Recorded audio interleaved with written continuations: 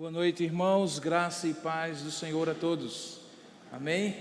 Vamos abrir a palavra do Senhor no Evangelho de Lucas, especialmente no capítulo 1, a partir do verso 8.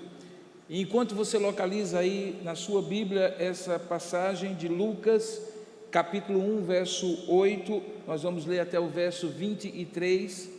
Eu gostaria de recordar a você que nós hoje vamos continuar caminhando debaixo de um tema que tem sido a série de sermões e mensagens para este mês de dezembro, e que tem como título geral: Vindo à plenitude dos tempos, Deus enviou o seu Filho, nascido de mulher, nascido sob a lei, para resgatar os que estavam debaixo da lei. O tema geral dessa série de mensagens é a plenitude dos tempos, fazendo referência a essa passagem que eu acabei de mencionar, que se encontra em Gálatas capítulo 4, verso 4. Lá o apóstolo Paulo, como nós falamos domingo passado, demonstra claramente a consciência de que Deus preparou todas as coisas, todas as circunstâncias históricas, culturais e religiosas, para que o seu Filho, Jesus Cristo, viesse no tempo exato, na ocasião mais madura, na ocasião mais propícia para abrir o reino de Deus, para inaugurar o reino de Deus. Hoje pela manhã nós falamos especificamente de que Deus havia feito isso, e por isso, como falamos domingo passado, a vigilância e a expectativa do povo era de que o Messias viria. Hoje pela manhã falamos sobre não a vigilância, mas o testemunho que homens e mulheres que contemplaram essas verdades e que estão descritas aqui nas narrativas dos evangelhos, que mostram o nascimento de Jesus, como esses homens deram esse testemunho. Um homem como Simeão, conforme falamos domingo passado, alguém especial, ou alguns tão especiais como anjos e pastores, como vimos hoje pela manhã. E aí nós vamos nesta noite falar particularmente de um tema dentro desse tema, que é conversão. E vamos focar nossa atenção sobre um homem que depois de Jesus Cristo foi o homem que mais falou de conversão em todo o Novo Testamento. Essa figura que nós conhecemos na história como João Batista, e que Batista não é sobrenome, diga-se de passagem, mas João, aquele que batizava. Este era o sinal ou o significado do seu nome. Nós vamos ver na figura de João o Batista, ou de João, aquele que batizava, uma pessoa que entendeu plenamente o sentido mais amplo da palavra conversão. E é isso que nós vamos ver nesta noite, nesta tarde e noite. Diz assim a palavra de Deus em Lucas capítulo 1, verso 8 em diante. Ora, aconteceu que, exercendo ele, e esse ele é Zacarias, o pai de João Batista, diante de Deus o sacerdócio, na ordem do seu turno sacerdotal, coube-lhe por sorte, segundo o costume sacerdotal, entrar no santuário do Senhor para queimar o incenso, para fazer as orações em nome do povo. E toda a multidão, durante esse tempo, permanecia da parte de fora, orando, enquanto o sacerdote, no caso aqui Zacarias, queimava o incenso, simbolicamente orando com o povo e pelo povo. E eis então que, verso 11, lhe apareceu um anjo do Senhor, novamente, um mensageiro de Deus, em pé, à direita do altar de incenso. Portanto, ele estava ali no santo lugar, porque havia 3 móveis naquele lugar, o altar de incenso era um deles. E então, vendo-o Zacarias, turbou-se, comoveu-se, e apoderou-se dele o temor, assim como tinha acontecido com os pastores, ou como viria a acontecer com os pastores, como nós falamos hoje pela manhã. E ele então ouviu o anjo, verso 13, lhe dizendo: Zacarias, não temas, porque a tua oração foi ouvida, e Isabel, tua mulher, te dará à luz um filho, a quem darás o nome de João. Em ti haverá prazer e alegria, e muitos se regozijarão com o seu nascimento, pois ele será grande diante do Senhor. Ele não beberá vinho, nem bebida forte, e será cheio do Espírito Santo. Esta era uma expressão técnica para dizer que João tinha feito ou faria um voto de nazireu, aquele homem consagrado a Deus, que não cortava os cabelos, não bebia vinho, nem bebia bebida forte, como Sansão, aquele personagem do Antigo Testamento. Diz mais: e ele converterá, verso 16, muitos dos filhos de Israel ao Senhor seu Deus, e irá adiante do Senhor no espírito e poder de Elias, para converter o coração dos pais aos filhos, converter os desobedientes à prudência dos justos e habilitar para o Senhor um povo preparado. Descrita a missão que esse João haveria de ter, diz o verso 18: então perguntou Zacarias ao anjo: como saberei isto? Pois eu sou velho, e minha mulher já é avançada em dias. Em outras palavras, não há possibilidade de gerarmos um filho. Então, o anjo respondeu, verso 19: eu sou Gabriel, que assisto diante de Deus, e fui enviado para falar-te e trazer-te estas boas novas, este evangelho. Todavia tu ficarás mudo e não poderás falar até o dia em que estas coisas venham a realizar-se, porquanto não acreditaste nas minhas palavras, as quais a seu tempo se cumprirão. Enquanto isso, o povo estava esperando Zacarias sair do santo lugar, e admirava-se de que tanto se demorasse no santuário. Mas saindo ele, não lhes podia falar, e então entenderam que ele tivera uma visão no santuário, e ele então expressava-se por acenos e permanecia mudo, como de fato permaneceu até o nascimento do seu filho João. E sucedeu que, terminados os dias, terminado o seu turno de serviço, ele voltou para casa. Que Deus abençoe a sua palavra. Amém. Vamos orar juntos? Ó Deus amado e querido Pai, em nome do Senhor Jesus, nós rogamos a tua bênção sobre este livro e este texto que nós acabamos de ler, para que ele deixe de ser apenas tinta sobre papel, porque ainda que este livro, cremos nós, seja a tua palavra, regra de fé e prática, portanto, escritura sagrada, que nós cremos e a ela nos submetemos, é quando o teu Espírito que a inspirou ilumina o nosso coração, e nós possamos compreender como ela, sendo palavra do Senhor para nós hoje, é aí que esta palavra é poderosa para transformar, para esclarecer, para informar, para mudar a nossa vida. E é isso que nós precisamos nessa noite. Portanto, abre o nosso entendimento para que a mesma inspiração que o teu Espírito fez nesse texto, por intermédio de Lucas, seja a iluminação na nossa mente e no nosso coração, para que possamos compreender a tua palavra, ouvir a tua voz e sermos convertidos a esta palavra e ao Senhor, o nosso Deus. É isso que nós te oramos, e não apenas por aqueles que estão aqui, mas também por aqueles que estão nos assistindo pela televisão, pela internet, para que onde quer que eles estejam, o teu Espírito também os assista e possa com eles falar assim como conosco. É assim que nós te oramos, ó Pai, e assim te agradecemos, em nome e para a glória de Jesus. Amém e amém.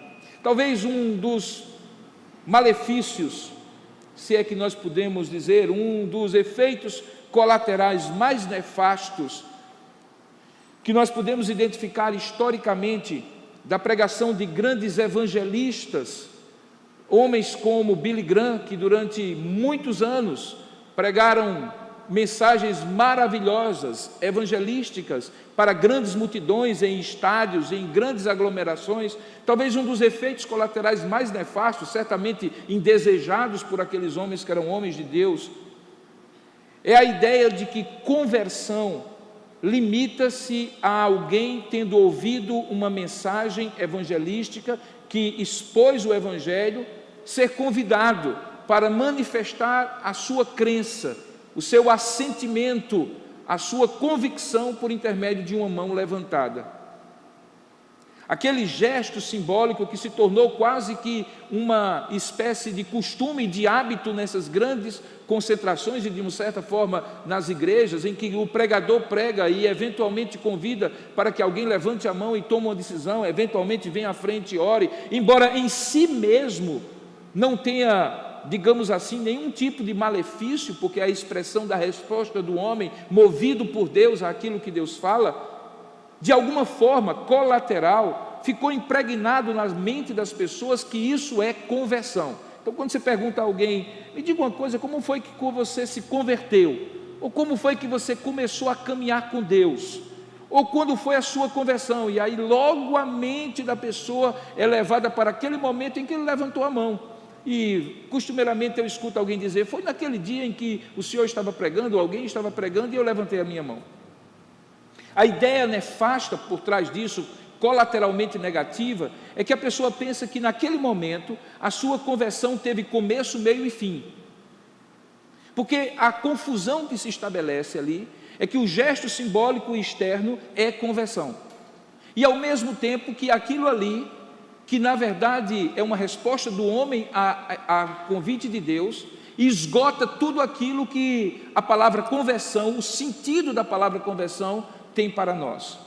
Talvez eu precise aqui então fazer uma espécie de glossário, uma espécie de explicação à luz da palavra de Deus do que significa conversão, e então entender por que é que João Batista é aquele homem que depois de Jesus Cristo mais fala de conversão no Novo Testamento, e por que ele é importante para compreendermos o que significa conversão para nós hoje.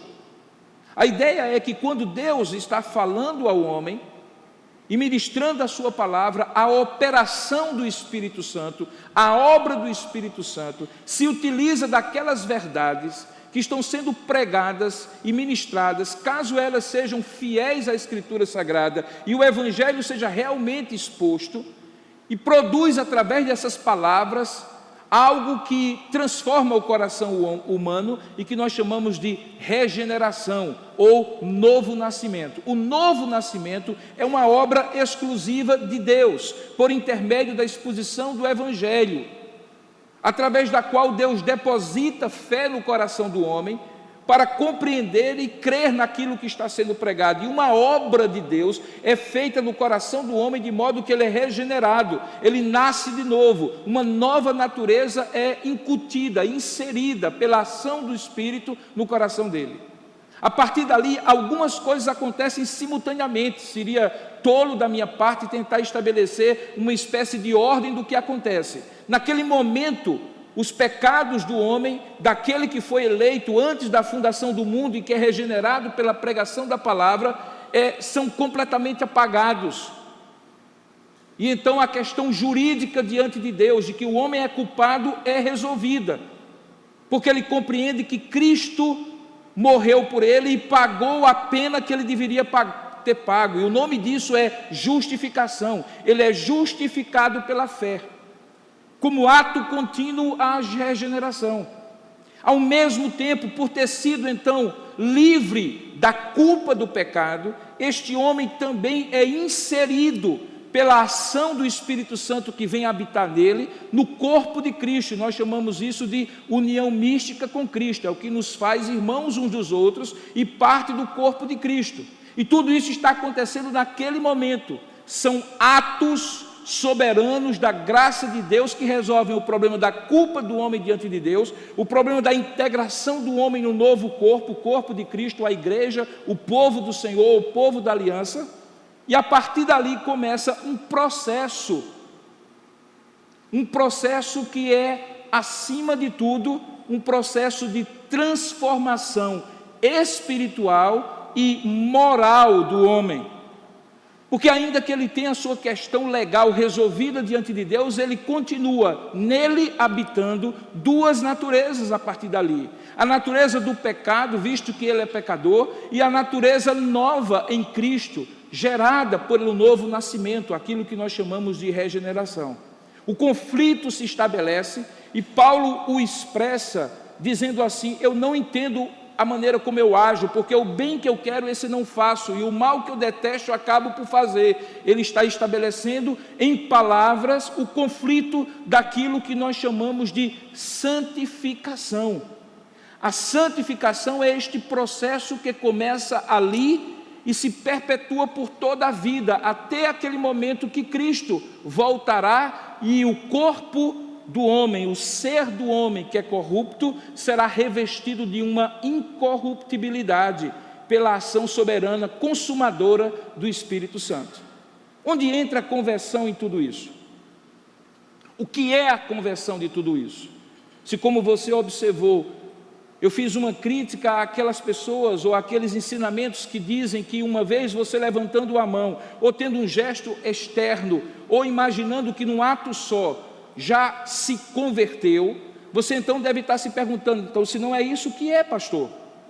E eu costumo dizer que conversão é um processo que começa num ato, e esse ato que inicia esse processo se perpetua através da transformação de valores, crenças, atitudes, comportamentos, disposições do coração, motivações da alma, escolhas e acertos que são tomados ao longo da vida, de modo que é certo que eu possa dizer assim: eu me converti e continuo me convertendo, porque de fato a conversão é isso que acontece.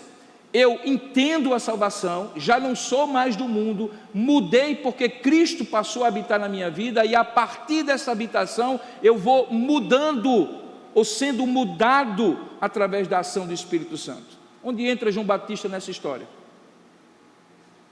João Batista entra nessa história na medida em que Deus começa a partir dele um processo de conversão de nada mais, nada menos do que o seu próprio povo. Porque quando a gente pensa em conversão, naturalmente nós somos levados a pensar em pessoas que não queriam nada com Deus, alguns dos quais seriam pagãos, gentios, gente que andava longe de Deus, que não tinha Deus como referência, que conhecia muito pouco da palavra de Deus, e que Deus foi lá e resgatou das trevas para a luz. Mas nós encontramos na vida e ministério de João um ministério de conversão, mas não de pagãos, um ministério de conversão não de gentios, um ministério de transformação não de pessoas que nada sabiam de Deus, mas de pessoas que, mesmo sabendo muito de Deus, precisavam mudar diante daquilo que sabiam. E é justamente por isso que eu creio que João Batista e o ministério dele e os ensinos que ele pode nos dar são extremamente úteis para nós que estamos aqui. Porque, em tese, nós somos aqueles que, no tempo presente, conhecemos Deus, somos informados pela Escritura Sagrada, estamos aqui porque o reconhecemos como Deus, mas eventualmente há áreas inteiras, se não a própria vida, que ainda está em processo de conversão, que ainda precisa ser convertido, que ainda precisa ser mudado. E você está entendendo que quando eu falo de conversão, eu estou usando o sentido muito prático. Conversão é mudança, e enquanto houver algo a ser mudado na minha e na sua vida, nós estamos nos convertendo. Não tem a ver com certeza de salvação, não me interprete mal. A certeza de salvação vem pela justificação pela fé. Nenhuma condenação há para os que estão em Cristo Jesus. Pronto, está resolvido. Isso acontece no ato, o ato de justificação. Mas conversão não é sinônimo de justificação. Conversão é sinônimo de transformação. E se eu olho para mim, se você olha para si mesmo, com sinceridade e autenticidade, você vai dizer assim: eu estou precisando me converter de algumas coisas, eu estou precisando mudar algumas coisas, Deus ainda está trabalhando na minha vida em algumas áreas, eu sou candidato à conversão. Volte agora para os textos e entenda Porque era tão importante aquilo que João estava pregando. Diz o texto que quando Zacarias é visitado pelo anjo, você está então no verso 13, ele recebe uma revelação de Deus. Nós descobrimos depois que uma visão, o anjo de fato aparece para ele. É dito para ele que ele teria um filho, esse João que eu estou falando, e que esse filho teria um nome, João, e que ele traria muito prazer e alegria, e muitos se regozijariam com o seu nascimento. A razão disso é porque a sua missão, veja o verso 15, o faria grande diante do Senhor. Ele seria um homem consagrado completamente a Deus, não beberia vinho nem bebida forte, seria cheio do Espírito Santo já no ventre materno, e a obra dele seria converter muitos, olha só, muitos dos filhos de Israel. Não eram pagãos, não eram gentios, não eram ímpios, eram muitos daqueles que estavam do lado de fora, esperando João terminar de orar. Eram muitos daqueles que estavam nas altas cortes religiosas, julgando o povo segundo as Escrituras. João é chamado para converter religiosos, judeus, que frequentavam o templo, que davam o dízimo, que faziam suas orações, ofereciam seus sacrifícios. Certamente algumas áreas da vida daqueles homens precisavam mudar, mas mais do que áreas estanques, a vida daqueles homens precisava ser mudada. E nós descobrimos que essa mudança seria o ministério que João exerceria. Ele descreve da seguinte maneira, que ele converteria muitos, verso 16, dos filhos de Israel ao Senhor seu Deus. Toda conversão é conversão de alguma coisa para alguma coisa. Entender de onde eles vinham ou estavam e para onde eles iam é fundamental para entender o que era a conversão que João pregaria. Certamente o objetivo final era que o coração deles se voltasse completamente para o Senhor, porque diz o texto que ele os converteria para o Senhor seu Deus.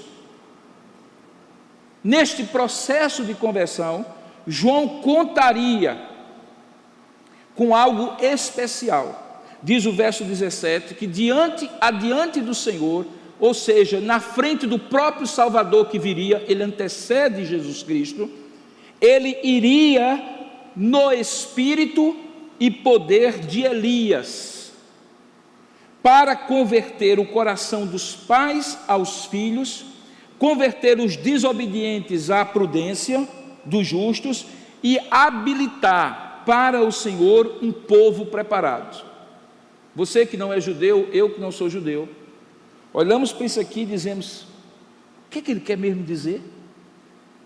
Afinal de contas, qual era o ministério de João? Que conversão, ou sobre que conversão ele estava falando? Para você entender isso e entender o que é que isso tinha a ver com Elias, o profeta do Antigo Testamento, você precisa voltar algumas páginas e ir para o final do último livro do Antigo Testamento, o livro de Malaquias. Você pode ir comigo? Abra aí em Malaquias.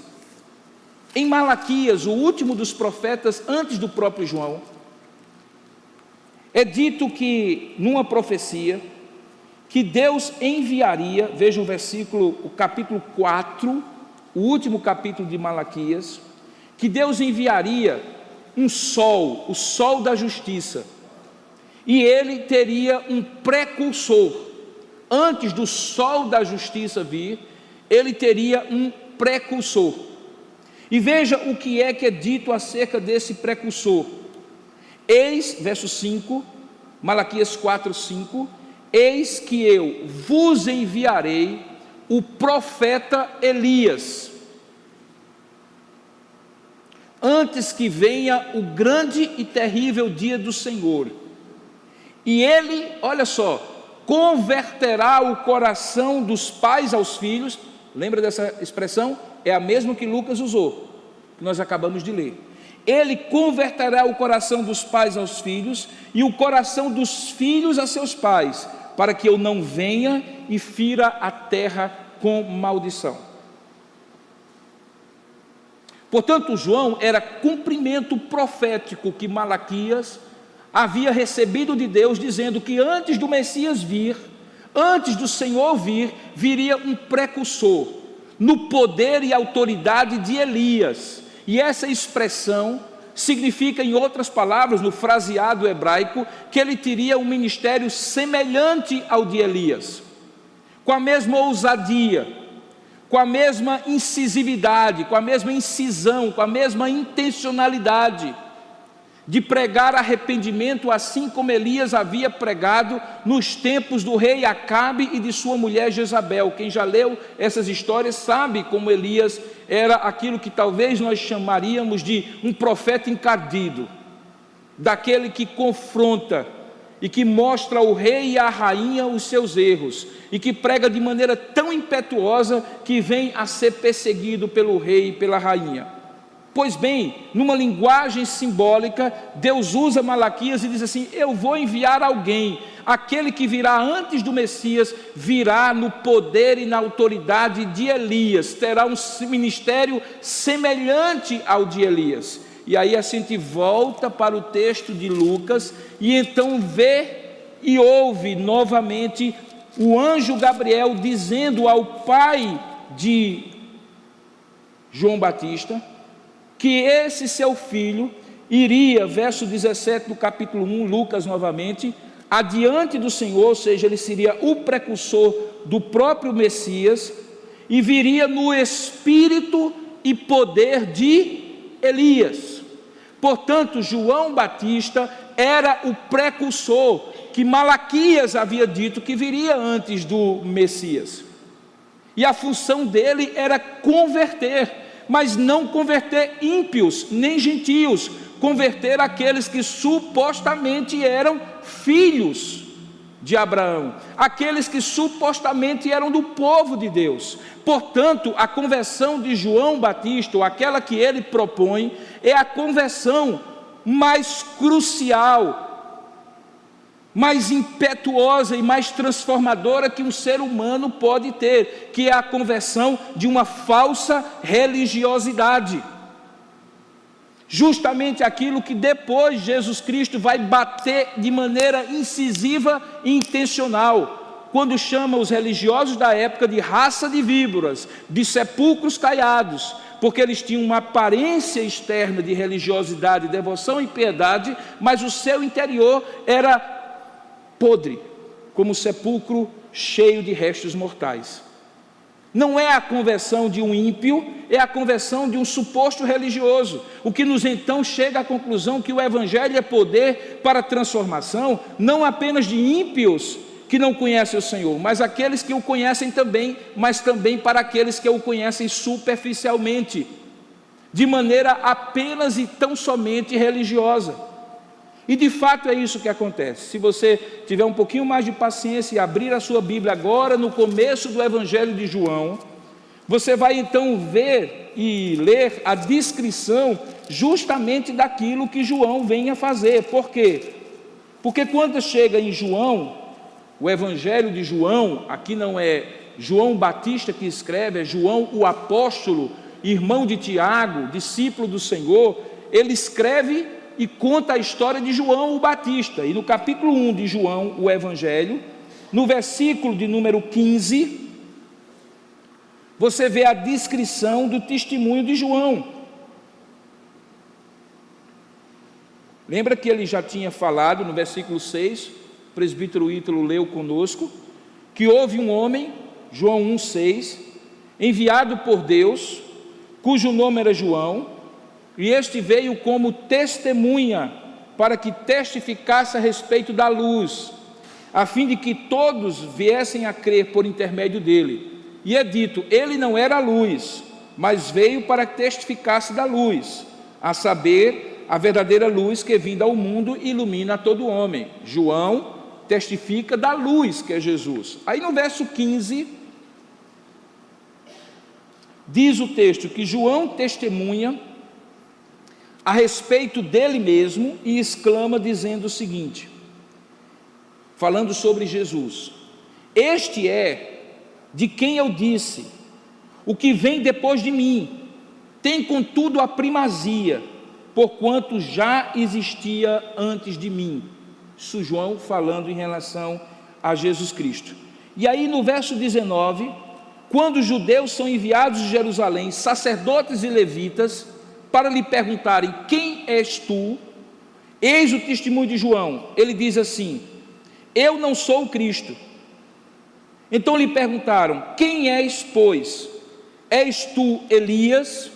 No sentido literal, és tu reencarnado como Elias, como ainda hoje os espíritas querem forçar o texto a dizer? E ele diz: não, eu não sou. És tu o profeta? Ele respondeu: não. Então eles meio que perdem a paciência e dizem assim: declara-nos então quem tu és, para que possamos dar resposta. Verso 22 do capítulo 1 de João: declara-nos pois quem tu és, para que demos resposta àqueles que nos enviaram. Que dizes a respeito de si mesmo, de ti mesmo? Então ele respondeu, e veja como é que João se descreve: eu sou a voz do que clama no deserto, endireitai o caminho do Senhor, como disse o profeta Isaías. Ora, os que haviam sido enviados eram de entre os fariseus, e então eles lhes perguntaram: então, por que tu batizas, se não és o Cristo, nem Elias, nem o profeta?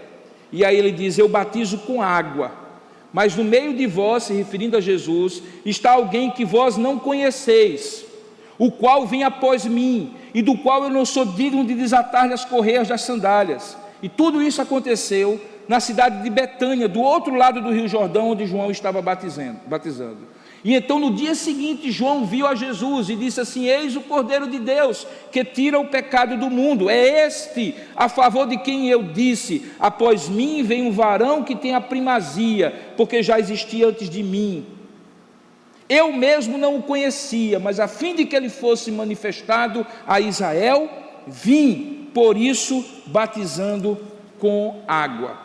João, portanto, é aquele que converte corações de filhos a pais, converte o coração do povo que seria ou deveria ser fiel e não o era, apontando para Jesus, porque toda conversão e mudança do ser humano só é possível por meio de Jesus Cristo. Aí a gente encontra, novamente peço sua paciência, abra novamente a Bíblia em Mateus capítulo 17. Novamente nós encontramos um outro evangelista, agora Mateus, falando sobre esse João, logo depois de um dos episódios mais gloriosos dos evangelhos, que é o episódio da transfiguração. Você lembra, ele estava no cimo do monte, Deus se transfigurou, Jesus Cristo se transfigurou, eles puderam ver a glória de Deus. Alguns dizem que uma espécie de portal para a eternidade, para o mundo espiritual se abriu. Eles viram Jesus Cristo glorioso, Elias e Moisés, representando Elias os profetas e Moisés a lei, ou seja, Jesus Cristo consumando tudo aquilo que do Antigo Testamento estava falando sobre ele. Eles descem do monte e quando chegam lá embaixo, no versículo 9, Jesus diz para eles: olha, a ninguém conteis a visão. Mateus capítulo 17, verso 9. Até que o Filho do Homem ressuscite dentre os mortos. Jesus estava dizendo basicamente: olha, isso que vocês viram é para vocês. Não adianta dizer para os outros não vão entender nada. Isso é uma revelação para vocês. Mas aí os próprios discípulos o interrogaram, verso 10, dizendo assim: por que dizem então os escribas ser necessário que Elias venha primeiro? Nem os próprios doutores da lei entendiam bem essa história de que Elias vinha, mas era Elias, não era Elias. Eles não tinham compreensão espiritual, eles eram literalistas, ou acreditavam que Elias voltaria, reencarnaria, ou sei lá, alguma coisa parecida, ou que na verdade não era alguém que viria com a mesma característica de Elias, como de fato era o caso. Então Jesus respondeu, veja só no verso 11: de fato Elias virá e restaurará todas as coisas. Eu, porém, vos digo que Elias já veio e não o reconheceram, antes fizeram com ele tudo quanto quiseram, e assim também o Filho do Homem há de padecer nas mãos deles. Aí veja o que Mateus comenta, no versículo 13. Então os discípulos entenderam finalmente que ele lhes falara a respeito de João Batista. Portanto, fica claro que João Batista era a personificação do ministério de Elias, com um foco muito claro: converter aqueles que, em tese, já eram convertidos, mas não eram, porque viviam uma religião artificial. Muitos de nós cometemos o erro, queridos irmãos, de imaginar a vida cristã como algo desassociado do Evangelho. E eu explico como. É como se o Evangelho fosse apenas a fórmula de entrada. É como se o Evangelho fosse apenas o ABC da vida cristã. Aquilo que a gente aprende, tipo assim, o que é vogal, o que é consoante, as sílabas, a separação das sílabas de uma palavra, mas que depois de um tempo de vida cristã, nós abandonamos esses rudimentos e falamos como eu estou falando, e você também fala no seu dia a dia, sem prestar atenção em divisão de sílabas ou em coisas básicas da linguagem. Às vezes o Evangelho é visto por muitos de nós como um bom começo, mas como uma espécie de ignição, que a gente passa a chave e dá aquela combustão inicial, mas a partir dali não precisa mais, o motor de partida apenas. Mas na verdade o Evangelho, que é o que converte e muda o coração humano, é algo que claramente nos acompanha todos os dias da nossa vida, e que é necessário para nos tirar da tendência natural de substituir uma vida de impiedade e incredulidade por uma vida religiosa, que tenta substituir a verdadeira conversão.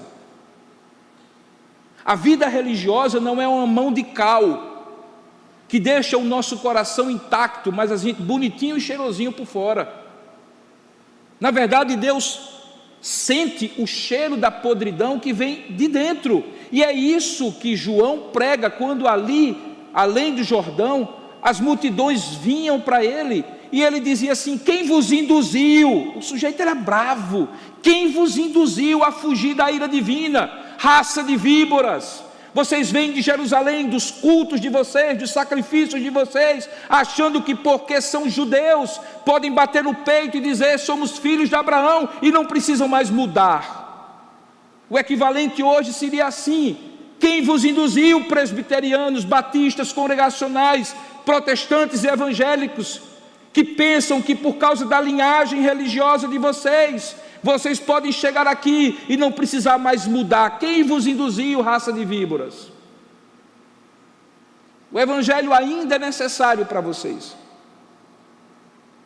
porque há coisas inteiras, blocos inteiros de pensamentos, de valores, de princípios, nichos, onde o Evangelho ainda não produziu a mudança. E se nós formos sinceros e autênticos, irmãos, nós iremos reconhecer sim, que embora a nossa mente seja cativa do Evangelho, ainda que na linguagem de Paulo, nosso homem interior tenha prazer na lei do Senhor, nos nossos membros, significando nossos comportamentos externos, nossas atitudes e escolhas do dia a dia, nós muitas vezes não apresentamos sinais de arrependimento, de mudança, de conversão.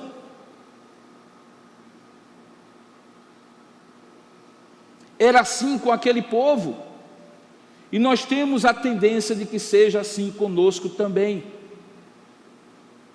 E portanto precisamos dizer: Senhor, converta o nosso coração, converta nossas escolhas, converta nossos valores, converta nossos objetivos de vida, nossos princípios pelos quais norteamos nossos relacionamentos com as pessoas, contigo, com a vida.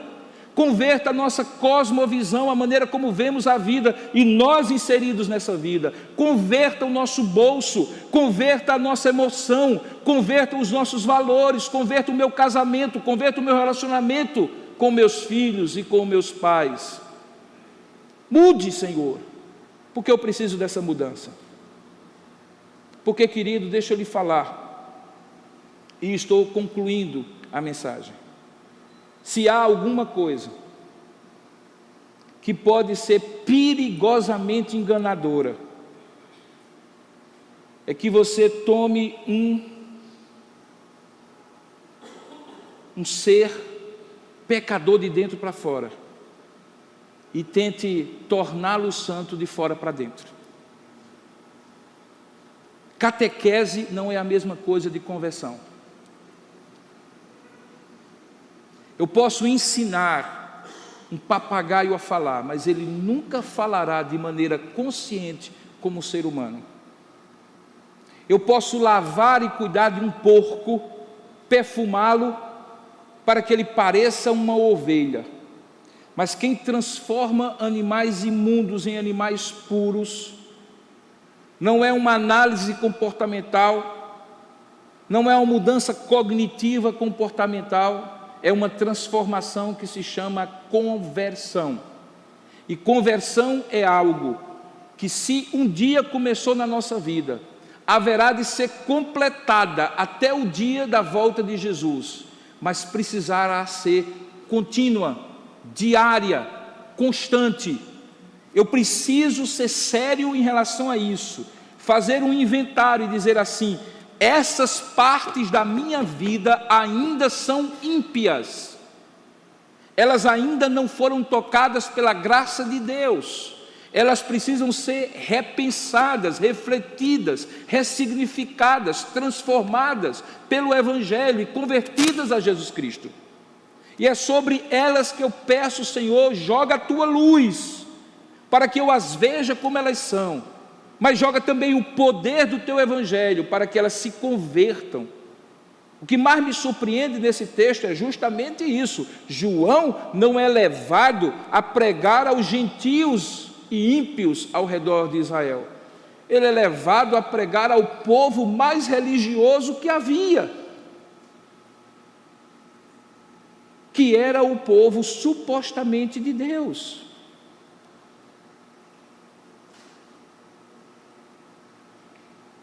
Eu iniciei essa mensagem dizendo que um dos efeitos mais nefastos de um tipo de evangelização ou de evangelicalismo que foi e que ainda hoje é muito comum é dar às pessoas a falsa impressão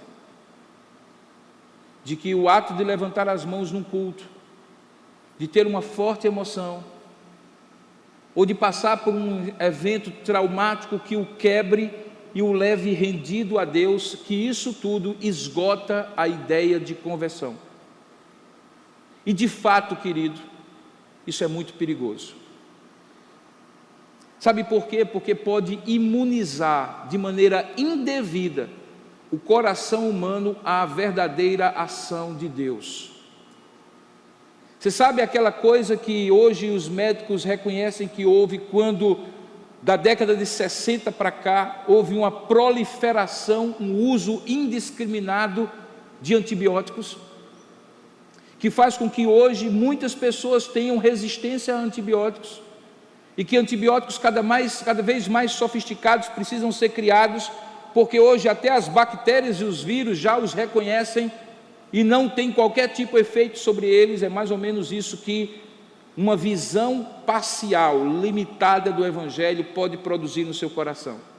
E os efeitos disso é aquilo que nós chamamos de nominalismo, e que já se percebe no meio evangélico no Brasil, como se percebe em outros lugares do mundo, em que filhos de crentes, netos de crentes, terceira e quarta geração de crentes, ou pessoas que apenas colocam no censo do IBGE que são evangélicas, na verdade nunca o foram, passaram de uma conversão verdadeira, passaram ao largo de uma conversão verdadeira, e apenas se mudaram de religião, deixaram de ser da religião mais tradicional e passaram à lei dos crentes, como se falava antigamente.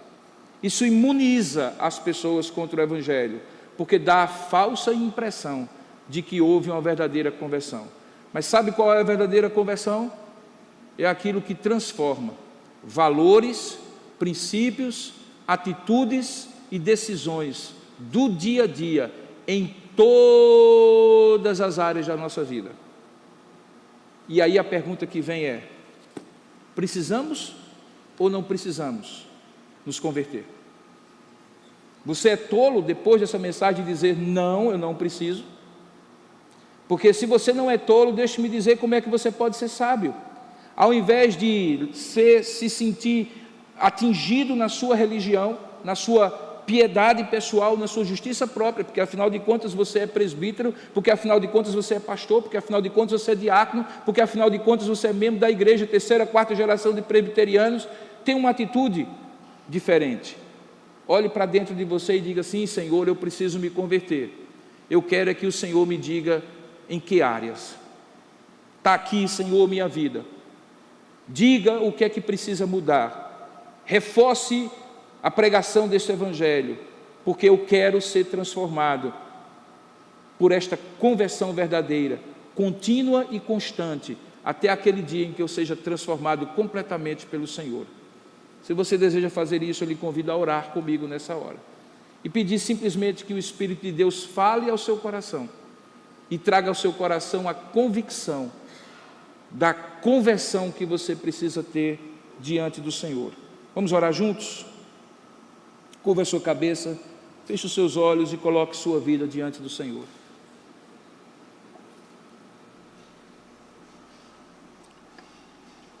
Ó Deus amado, nenhum de nós está aqui, Senhor, desconsiderando ou desprezando a obra que Tu já fizeste em nós.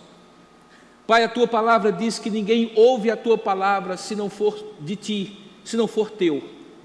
E Tu tem nos atraído pela Tua palavra e feito grandes e maravilhosas obras no nosso coração. Nós só estamos aqui porque a Tua graça irresistível tem nos atraído à Tua presença. E quando olhamos, ó Pai, uma linha histórica daquilo que nós já cremos, daquilo que nós já fomos transformados, nós Te damos glórias e aleluias, porque já não somos aquilo que éramos. O Senhor certamente nos alcançou.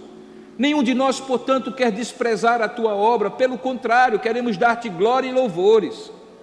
Mas nós queremos também, à semelhança daquilo que fomos ministrados nesta noite, dizer: ó Senhor, ainda há tanto que mudar. E que não é apenas um comportamento religioso, Pai, mas é no dia a dia. O nosso temperamento, ó Deus, precisa estar debaixo do Teu controle. Os nossos valores, princípios, que nos fazem decidir na direção que nós decidimos, precisam ser transformados e convertidos. Os nossos relacionamentos precisam ser convertidos. Ó Deus, Tu sabes o que cada um dos Teus filhos que está aqui, também aqueles que estão assistindo, precisa, em termos de conversão e mudança, para que não seja algo superficial e passageiro. Portanto, ó Santo Espírito de Deus, visita os corações aqui presentes e dá-nos, ó Pai, conversão daquilo que precisa ser convertido, e que seja para a Tua honra e para a Tua glória, para que na plenitude dos tempos sejamos individualmente e como corpo uma noiva ataviada, transformada e convertida e apaixonada pelo noivo, o Cordeiro que virá. Ó Deus, transforma a nossa vida, transforma o nosso coração de dentro para fora e expressa isso em atitudes e comportamentos de fato convertidos ao Teu santo nome. É o que nós oramos e Te agradecemos, em nome e para a glória de Jesus. Amém, Senhor.